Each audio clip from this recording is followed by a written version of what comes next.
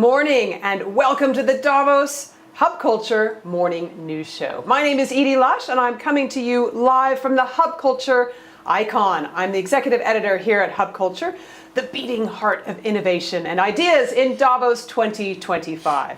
Today we're going to be diving into the conversations that matter the most. Across the way, inside the Congress Center here in Davos, the world's top leaders and thinkers are gathering to tackle global challenges under the theme Collaboration for the Intelligent Age. The agenda packed with critical discussions around AI's role in transforming healthcare, strategies to combat extreme weather, and innovative solutions for energy resilience. In the Congress Center, Ursula von der Leyen, Olaf Scholz, and Vladimir Zelensky are set to address everything from climate action to geopolitical tensions. And here at Hub Culture, I'm zeroing on two vital topics this morning. Strides being made in the fight against Alzheimer's disease, and what the future holds for brain health in the age of AI, and a little bit later on in the show, how can we design sustainable housing solutions for a planet under pressure? We'll explore these questions with some of the brightest minds here in Davos. As the world gathers here, all eyes are also on Washington, D.C., where Donald Trump will be inaugurated today as the 47th President of the United States. We'll be discussing the global implications of this historic moment and how it's being received here in Davos. So grab your coffee and join us as we bring you the energy, the insights, and stories shaping our world. This is the Davos Hub Culture Morning News Show.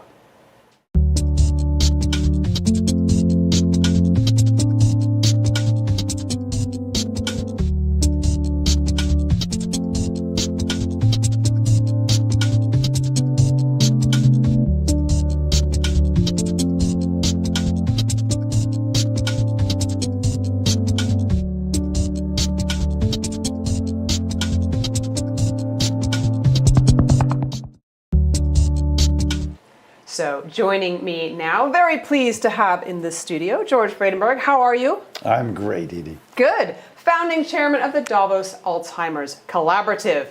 George has been a tireless advocate for brain health, leading initiatives that drive global scientific policy and financial coordination to combat Alzheimer's. So tell me about the work of the Davos Alzheimer's Collaborative, how it is driving global efforts to combat this disease. Well, as you know, and one of the big mega trends of our day is basically the aging demographic of the world. Basically, people are living longer and indeed not having health extend as long as their life. So the goal here is to get your brain span to equal your lifespan. And so that, as we looked at it, started with Alzheimer's.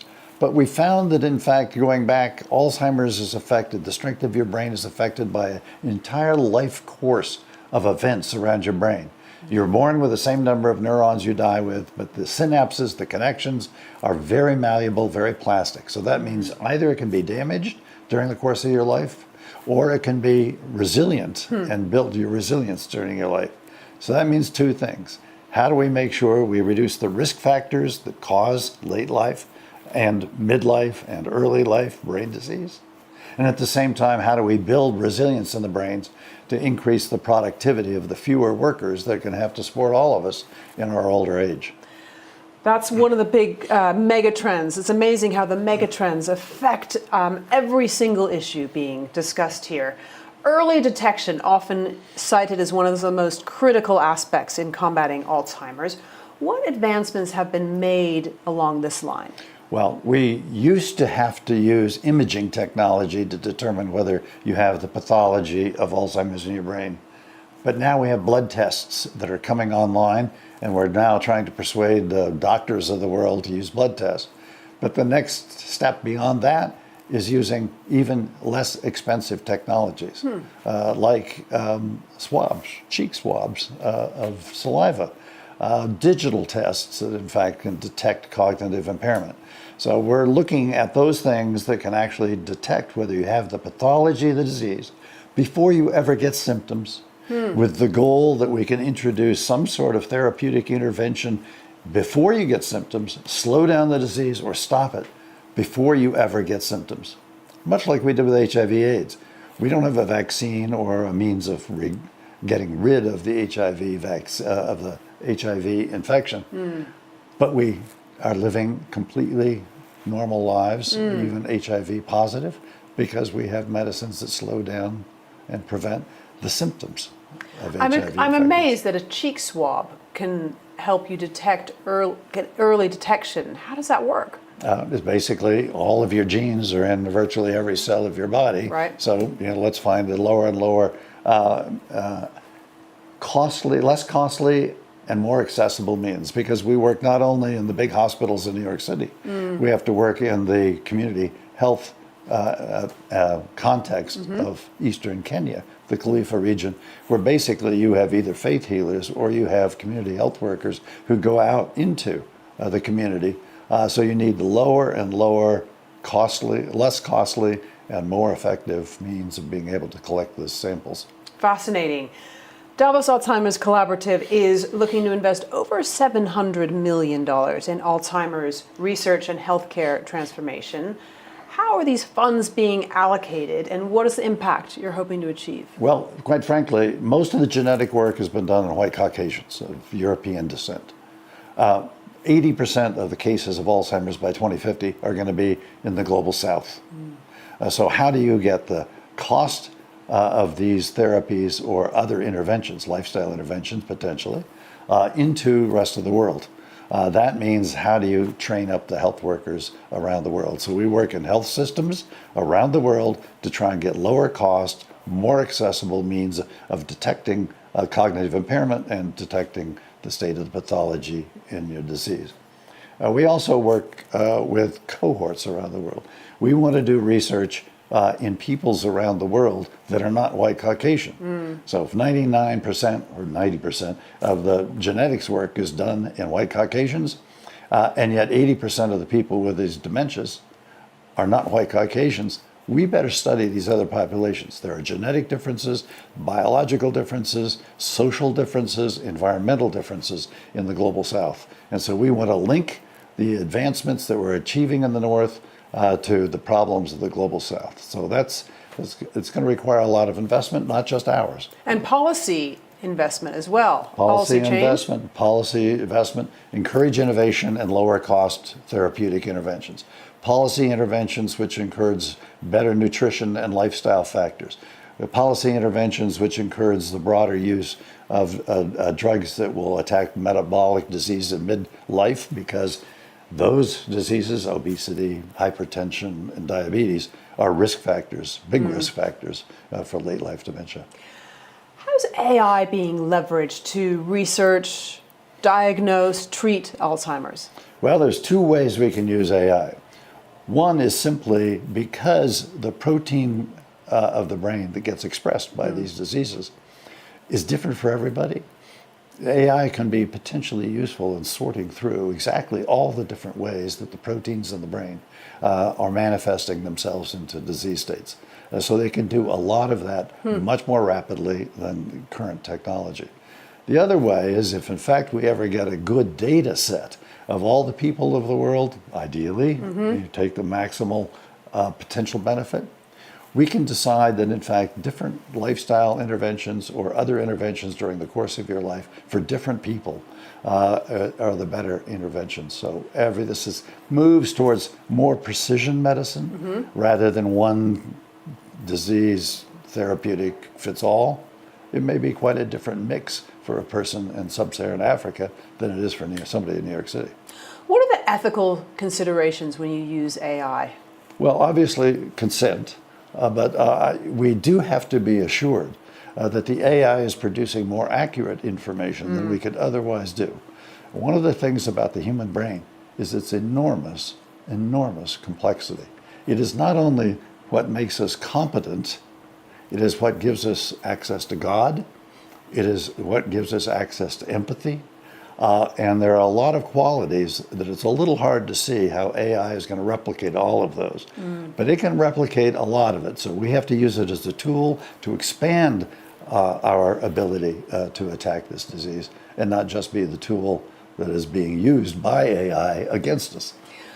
What are the advances in research in Alzheimer's that you're most excited about at the moment? Well, I think that we are on a track in probably the next 5 to 10 years to get an Alzheimer's vaccine. Wow. Cancer vaccines are beginning to emerge in the clinical trials. We now have Alzheimer's vaccines in clinical trials. We'll see if those clinical trials prove that we can intervene and use your own immune system to attack what otherwise would have to be attacked by some drug.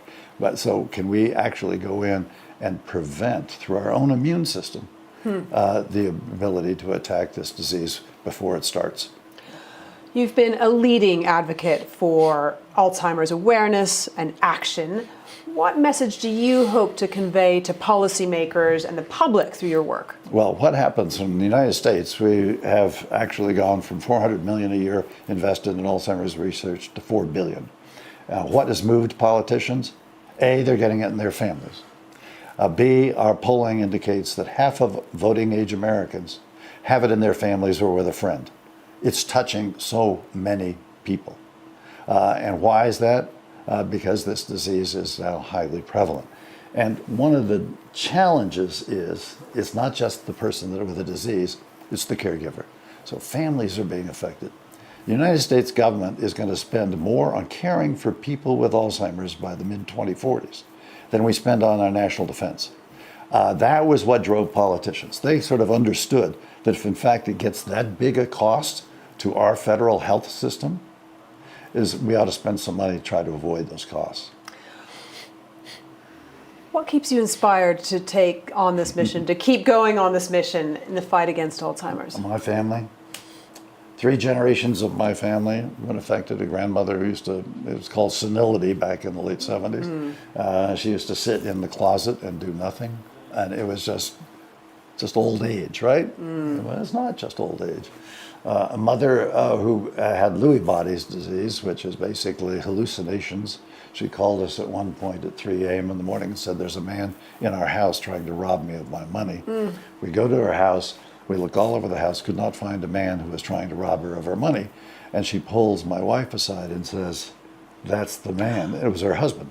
It's her husband. She was hallucinating that her husband was trying to rob her. She wanted to go to the bank several times a day because she was fearful that in fact someone is trying to take her money.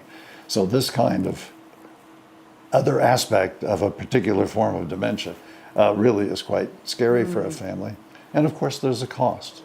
Eventually she went into a nursing home at cost to my father, and so it's the family impact. And then a brother who basically recently just died with Alzheimer's. So you get motivated that in fact your kids and your grandkids, if we don't move faster than we have in the last 40 or 50 years, they're at risk. So you get motivated.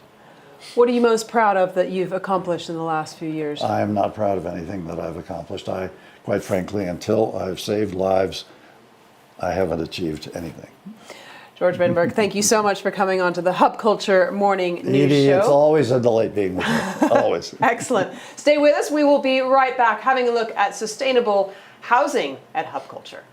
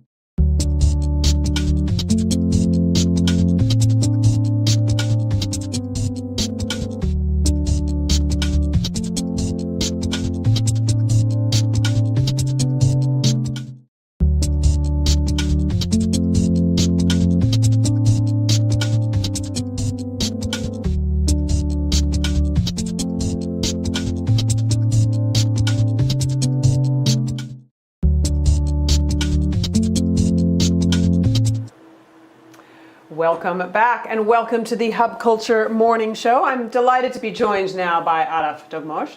He is the co-founder of BYLD, and you guys are responsible for the incredible building that we're in, the Hub Culture icon. We've seen a drone shot coming down onto the top of it a little bit earlier in the show. Now, your background is interesting because you started off in finance, right? So tell me a little about your journey and how you came to be interested in sustainable design and building. Well, like you said, I started in finance and very quickly moved into real estate development. For me, the process is really interesting in the sense that I like to work on something tangible, and development gave me that. So, how did I get into this? We're looking at how we could do something in the construction industry. And so Raul and I put our heads together and we came up with BYLD as a solution for something that allows us to experiment and iterate quickly. We wanted to build things that we were interested in, and this approach allowed us to really get experimental the way we wanted to be.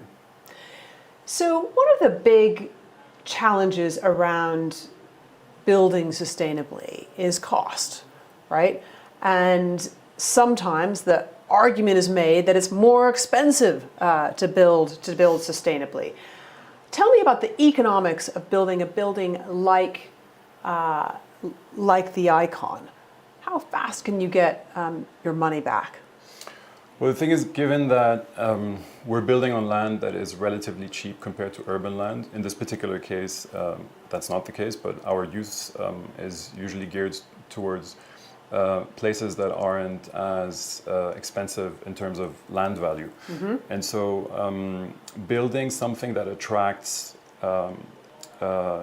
visitors is by default going to create a use case for the financial outcome. So we're essentially creating value where there isn't any. And so the return on investment on something prefabricated that is built on cheap land is usually very attractive. So most of the time you are building or you're innovating by exploring this idea of building shelters, so places where people can stay in a beautiful part of the world, have a little bit of time off, right? So you could call it glamping or you could call it camping with a nicer roof over your head. Tell me about some of your competitors and tell me why you believe your solution is better. Well, when we started, we looked at the sector and we really analyzed it from all the angles. We spoke to like you said, glamping operators. We looked at developers that have done similar things. We looked at production facilities that build comparable products to what we're setting out to build. And we realized quickly that there isn't much out there in the market that is economical. And there isn't much out there that is maintenance-wise effective for operators. So we're really trying to hit a balance there, building with the least amount of materials possible, trying to be as sustainable as possible. And when I say sustainable, I mean truly sustainable in the sense that the building sustains itself. So ideally with as little human and energetic input as possible. We're trying to, our North Star is really having our products exist with no input, but whether that's going to be possible, we'll find out one day. Okay.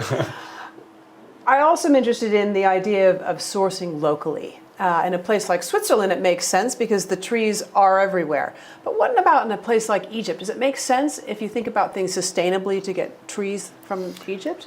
Well, it depends where you're building. There's what we realize is that part of our process needs to be centralized somewhere, and some parts need to be localized. So we really look at different areas and see what's possible in these areas. The ideal scenario is usually a fair combination between the two. So we have some of the structure that is usually produced by a manufacturer close to the region that we want to build in. So maybe a country next to the one we're building in, or maybe a bit further, but within the continent. And then part of the construction process will need to be localized, in particular the craftsmanship and sometimes some of the materials, but it's really on a case-by-case basis. Interesting. So finally, what's next for you? What are you excited about in the coming years? Well, we're first of all, we're super glad to be here with Stan, having realized this structure. It's giving us a lot of information. It's giving us a lot of feedback on how we want to build our next one, and we're aiming for the hospitality industry today. So we've got a lot of really cool projects in the pipeline. We're looking forward to realizing those as soon as possible, and we're very excited about that. Fantastic. Well, thank you so much for being part of the Hub Culture here in Davos. I'm Edie Lush. Stay with us. We'll be back with the civil engineer behind the icon, exploring a little bit more around the ideas of sustainable building in an age where climate is an issue.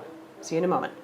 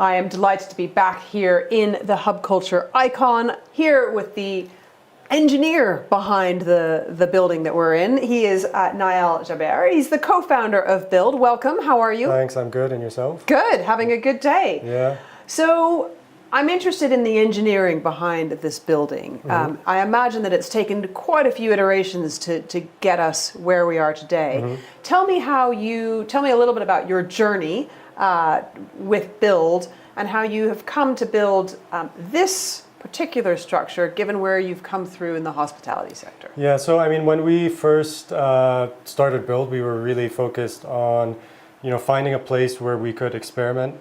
And the hospitality market was a little bit of a unique opportunity to be able to try and iterate and test different things, so that we could eventually, get something bigger and better and other use applications. So the whole idea is about modularity, right? So it's about as much as possible pre-manufacturing, pre-assembly, getting things on site so that they can be put together really quick, taken down, reused, recovered, and to not just have construction waste. Like if you even if you walk around the promenade here, you'll see a lot of stuff up that's probably not going to get recovered at the end of the week. Tell me what implications that has in terms of carbon emissions, for example. I mean, there's clearly an effect on carbon emissions when you have particularly plastic products or like petroleum-based products that are used to create a lot of the finishes that you'll see in a lot of the pavilions here. There's definitely an element of the overall concept of just wastage, right? So I mean, this building, given where it is, could be taken down at the end of the week and taken somewhere else next week and put up somewhere else, and it could constantly be just moving. And I think that concept of recovery is extremely important because in a world where we have very limited resources, we should be trying to reuse as much as possible the resources that we have, right? So I think it's just a concept that I think everybody thinks should happen, but not everybody believes can happen. And I think with this, we've kind of created a base case for, well, look, this is possible. So I'm interested in how you look at tough problems. So this is built on a little bit of a slope. We're on what I would call stilts, but I think you're calling them screws. Now that isn't a new concept, right? Well, I think we're both right in the sense that the foundation system. So most big structures are built on some kind of heavy concrete foundation, right? Concrete foundations, you can't get them out of the ground. I mean, once they're poured, you're going to have to dig them out. It's a massive endeavor. So our idea was, how do you create a so-called temporary foundation system for a temporary structure? And the basis of it is really big screws that you just screw into the ground. And then the foundation system is a stilt, a steel stilt that just sits on that screw. So there's no longer any need for these big, heavy concrete foundations. We could remove the structure, unscrew the screws, and take them away, and there's really no damage done to the ground that it was sitting in. So the other interesting innovation that I spoke a little bit about with Raul yesterday is how you can cool a building sustainably without air conditioning. And this is obviously a massive issue as most of the world moves from being poor to entering into the middle class, in which if you live anywhere around the equator, the world is getting hotter and hotter. So you've got an interesting innovation. I'd love you to tell me how you came up with that solution. So I mean, there's a couple of different things that we looked at. So first of all, when we were looking at some of our earlier structures, we would take those structures and basically put them through a supercomputer of parametric analysis with some climate engineers, just to see, so in a particular climate, what are the inputs in terms of controlling the climate that would allow the space to stay cool naturally for as long as possible. So you have things like shading, natural ventilation that sort of comes up through the ground and then flows through the building.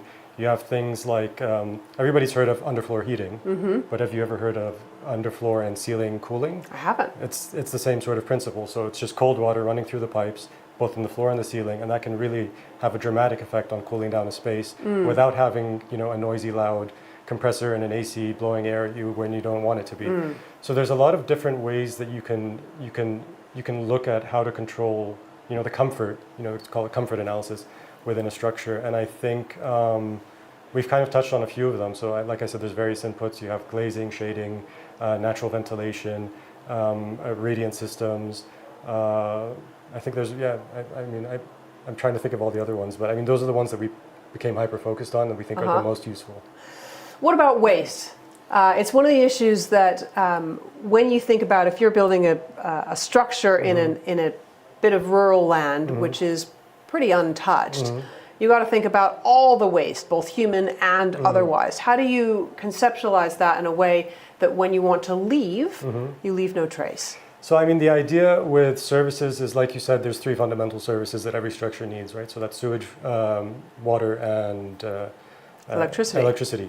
So if we want to first approach the waste, right, which is the most problematic usually, the idea that we came up with is, in a sort of community of multiple structures, you could have a sort of centralized or clustered. We opt for a cluster system, so every 3 or 4 or 5 units has its own cluster of sewage treatment, and that's effectively a gravity-based water treatment tank that's embedded in the ground. It's similar to a septic tank, except it goes through a sort of a biological process by which the water that comes out the end of it, still within the tank, is relatively clean and can be used for irrigation. As a septic tank does, the sludge falls to the bottom. If you size it correctly, you'll never have to pump it. And when the project comes to an end, or the life cycle of the project comes to an end, you can take out that whole wastewater treatment tank from the ground, no seepage, no trace, fill the hole, and leave. And electricity is another interesting one, because sometimes it's more useful or more not only economical but more environmental to connect to the grid, depending on how clean the grid system is. For example, here in Switzerland, pretty clean. Sweden, pretty clean. But what about in some of the more challenging places where you're looking to put your structures? Is it always best to connect to the grid, or is it sometimes better to make that generation local? I mean, generally speaking, connecting to the grid in most places is the most sustainable option. But there's a lot of places that you can't do that. It doesn't make financial sense, it doesn't make logistical sense. So the way we sort of thought about getting around it is, first of all, using things like solar PV. That's a natural option. If you're in a relatively moderate climate, you can have enough solar PV and battery storage to keep a structure operating, depending on how much space you have.